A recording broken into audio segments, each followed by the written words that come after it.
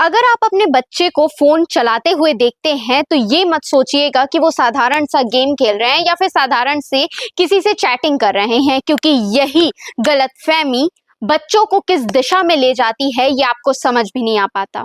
नमस्कार, आप देख रहे हैं सीजी भास्कर, मैं हूं आस्था तिवारी। ये मैंने इसलिए कहा क्योंकि इससे पहले हमने आपको बताया था कि छत्तीसगढ़ एटीएस ने रायपुर और भिलाई में आईएसआईएस मॉड्यूल से जुड़े 2 नाबालिग लड़कों को पकड़ा है और पाकिस्तानी आईएसआईएस हैंडलर्स के सीधे संपर्क में ये दोनों नाबालिग लड़के थे। अब इसमें नया अपडेट आ चुका है और एटीएस की जांच में ये सामने आया है कि इन बच्चों को सोशल मीडिया और गेमिंग प्लेटफॉर्म के जरिए कट्टरपंथी बनाया जा रहा था।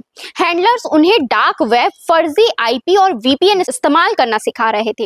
डार्क वेब तो आप समझते ही होंगे, ये ऐसा वेब है जहां खतरनाक से खतरनाक काम किए जाते हैं ताकि डिजिटल निगरानी से बच सके। आईएसआईएस नेटवर्क इतना खतरनाक था कि नाबालिगों से ऑपरेशन सिंदूर के दौरान एयर स्ट्राइक मैप्स तक मंगवाए गए और दोनों ने वह क्लिपिंग भेज भी दी। एटीएस को एक सोशल मीडिया शिकायत मिली थी जिसमें कुछ संदिग्ध कंटेंट की जानकारी दी गई थी। जब साइबर टीम ने इस लिंक को ट्रेस किया तो एक इंस्टाग्राम ग्रुप तक वो पहुंचे जो आईएसआईएस समर्थक हैंडलर्स द्वारा फर्जी नाम से चलाया जा रहा था। जांच में पता चला कि 2 भारतीय नाबालिग लंबे समय से उसी सीक्रेट ग्रुप में एक्टिव मेंबर थे। जी हाँ, बिल्कुल सही सुना आपने, वो बिल्कुल एक्टिव थे और एटीएस ने करीब 1.5 साल तक मानव और तकनीकी निगरानी रखकर पूरे नेटवर्क को ट्रैक किया। हैंडलर्स लगातार ग्रुप बदलते थे ताकि भारतीय एजेंसियों को पता ना चल सके।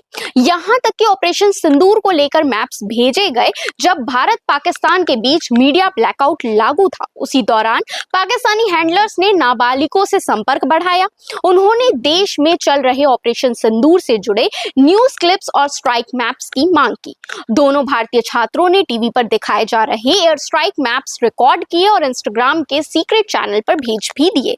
हैंडलर्स इन्हें सैन्य मूवमेंट समझने के लिए इस्तेमाल करना चाहते थे। जांच में सामने ये भी आया है कि पाकिस्तान आधारित आईएसआईएस मॉड्यूल पहले यूजर के डिजिटल व्यवहार पर नजर रखता था कि कौन धार्मिक बहस देखता है, कौन हिंसा या हथियार से जुड़ा कंटेंट फॉलो करता है या कौन गेमिंग चैट में ज्यादा एक्टिव रहता है। यानी आप समझ सकते हैं कि आप इंस्टाग्राम यूज करते हैं, उसमें जो भी आपका डिटेल होता है या आप जो भी उसमें देखते हैं उससे लोग आप पर निगरानी रख सकते हैं। बल्कि आपको बताना चाहूंगी कि इंस्टाग्राम का एल्गोरिदम खुद ऐसे यूजर्स को हिंसक या विवादित वीडियो सुझाता है जिससे हैंडलर्स को आसानी से टारगेट उनके मिल जाते हैं। दोनों नाबालिगों के साथ भी कुछ ऐसा ही हुआ। एक लड़का गेमिंग ग्रुप में बहुत सक्रिय था तो दूसरा इंस्टाग्राम पर धार्मिक आक्रमण वीडियो देखता था।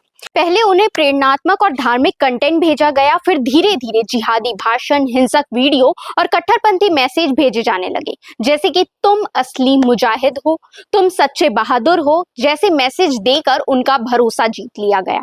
हैंडलर्स ने दोनों नाबालिगों को कई छोटे मोटे काम दिए। नए फर्जी ग्रुप बनाना, दूसरे यूजर्स को जोड़ना, वीडियो व फाइल शेयर करना, ऐसे काम उन्हें दिए जाते थे। सीक्रेट चैट्स को प्राइवेट आईडीज पर शिफ्ट करना, इस तरीके के भी काम उन्हें दिए जाने लगे।